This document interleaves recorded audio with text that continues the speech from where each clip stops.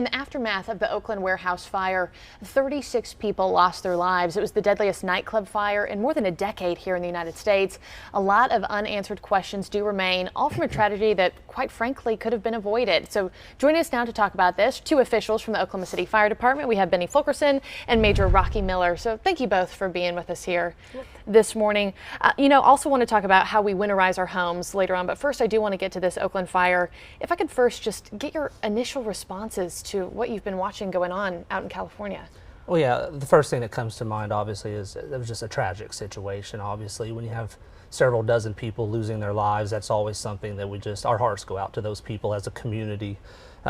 Many things appear to have just gone wrong out there. I mean, obviously, this was a warehouse, from what my understanding is. It was a warehouse that was being used for numerous other things that maybe it wasn't designed to be used for, such as residential. And of course, it was an artist space.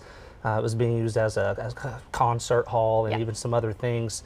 So there were just a lot of things working against them. I've read reports that there was just wall-to-wall furnishings and combustibles and pianos and curtains and artist displays and just all kinds of things in there that were highly combustible. And when these things catch on fire, they really produce a lot of smoke and they burn very quickly. And it would have been very difficult for people to make it out of that. So our hearts go out to those folks out there. I know from your perspective, your experience, your hearts just break for them. But you make a good point, which is where I wanted to go next. A lot of people just watching this saying, how in the world did this happen? You look at, there's a slew of violations this warehouse had against it. I mean, illegal interior construction, building code violations for blight, needed a separate permit for a nightclub, which it did not have. The staircase was made of wooden pallets. How do you get to that point as this warehouse, as the owner? How does that happen in the first place? Well, anytime you have a structure, an older structure, and you change the occupancy use, you have to come up to the current building and fire code. I mean, that's number one. Anytime you have a residential use, you have to have a smoke detector where you're sleeping and immediately right outside where you're sleeping.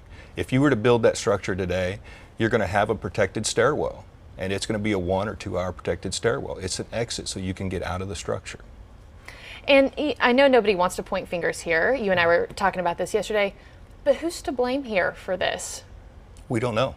We don't know who's to blame at this particular point. We just know it was a tragedy. We try to prevent those things from happening here in Oklahoma City.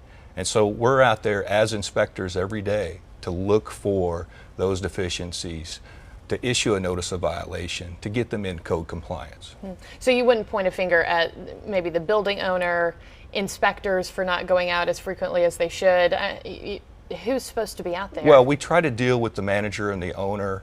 Definitely it's their responsibility to bring a violation into correction. And it makes you wonder about here in the metro, how often are you inspecting buildings here? Are there any buildings we should be worried about or have been problems in the past? All the buildings that are life safety, we inspect them on an annual basis. All the new construction is done and it's inspected before it can be occupied. So they have to have a certificate to occupy that particular structure. That has to be issued to them. And then once they change that occupancy from residential to maybe a concert or an assembly occupancy, they have to apply for a change of use. And what would be your suggestion, for somebody, say I live somewhere or I'm going out somewhere on the weekend and I do have concerns, I see something that's not right. Do I go to the warehouse owner? Do I go to you guys? Do I call you up and say, Benny, we got a problem? Do I go to an attorney? Where do I go? The Action Center is set up for that. You can log on to okc.gov. You can file your complaint, and whether it's a building code violation or a fire code violation or electrical violation, whatever it may be, that's the central location that you want to be able to use, is the City Action Center.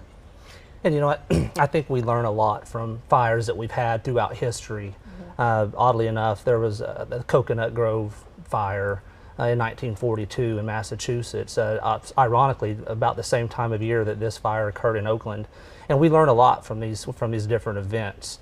And so I think that the important takeaway here is probably that the fire problem that we have in our country is really a community fire problem. And that means there has to be a community solution. So we just want people to be aware of the fact that people need to take some personal responsibility for their safety. As it pertains to public safety, because we can go out every single day and we can inspect every building in this city. We can put out public education messages on our social media and on our website and through presentations, which we do.